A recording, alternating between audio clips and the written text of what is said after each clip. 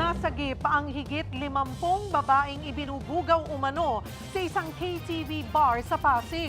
Ayon sa NBI, konektado sa pamilya ni dating Congressman Mike Defensor ang bar. Pero agad yang tinabla ng misis ni Defensor. Nagbabalik si Mobile Journal Alexis Ebue.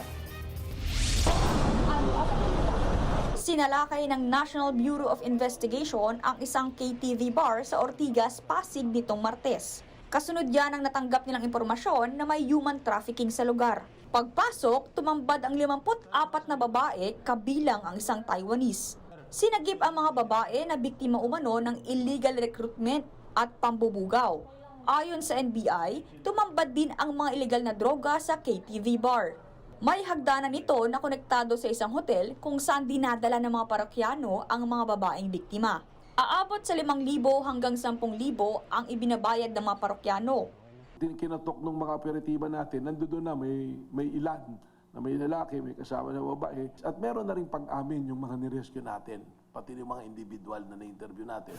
Kasunod ng operasyon, kumalat online ang dokumento kung saan sangkot ang asawa at anak ni dating Congressman Mike Defensor sa kumpanyang nagmamayari ng nasabing KTV. Kumpirma naman ng National Bureau of Investigation ang nakasaad sa dokumento. This operation is a rescue doon sa mga victims ng human trafficking. And upon rescuing them, that's the only time we discovered when seeing the documents. Ito pala, ang mga may-ari, yung asawa nga ni Mike Defensor at anak niya.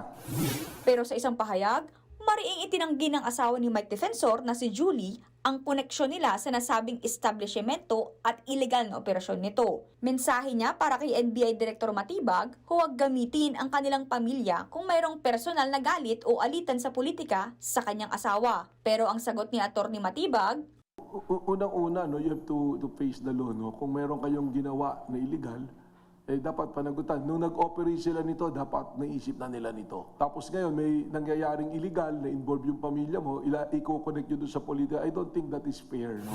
16 ang naaresto sa operasyon. 26 naman ang balak sampahan ng kaso kabilang ang mag-ina ni Defensor. Iimbestigahan din ng NBI kung paano nag-leak ang confidential documents. Nagbabalita mula sa Frontline, Mobile Journal Alexis Ebue, News 5. Mga kapatid, Cheryl Cosing po. Maging maalam at may pakialam sa mga napapanahong issue at headlines. Mag-follow at mag-subscribe na sa social media pages ng News 5.